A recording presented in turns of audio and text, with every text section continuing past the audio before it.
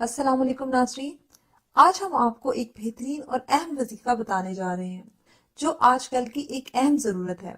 जब अस्पतालों का दौर नहीं था तब लोग ये अमल करते थे और बच्चे की पैदाइश बआसानी घर में हो जाती थी।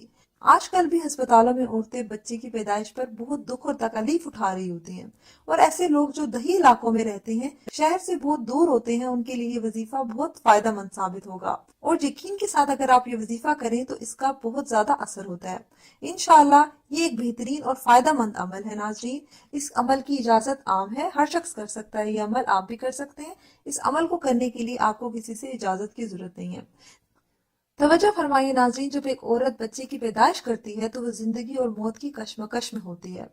बच्चे की पैदाइश का वक्त इंतहाई तकलीफदेह होता है, लेकिन अल्लाह सबसे अफजल है और वो अपने बंदों के साथ होता है, मुश्किल को टालता है। इसलिए बच्चे की पैदाइश के वक्त ये अमल करने से दर्द ज़ा की तकलीफ में कमी आ जाती है। चले नाजरीन वजीफे की तरफ आते हैं।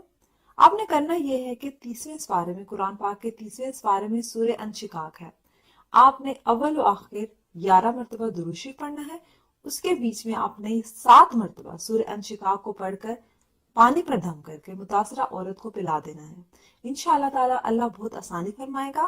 नाजरीन, मुझे उम्मीद है कि आपको आज की वीडियो पसंद आई होगी। अगर अभी तक आपने हमारा चैनल सब्सक्राइब नहीं किया तो सब्सक्राइब कर लीजिए और बेल आइकन को प्रेस कर लीजिए ताकि हर न्यू वीडियो की नोटिफिकेशन आपको मिलती रहे।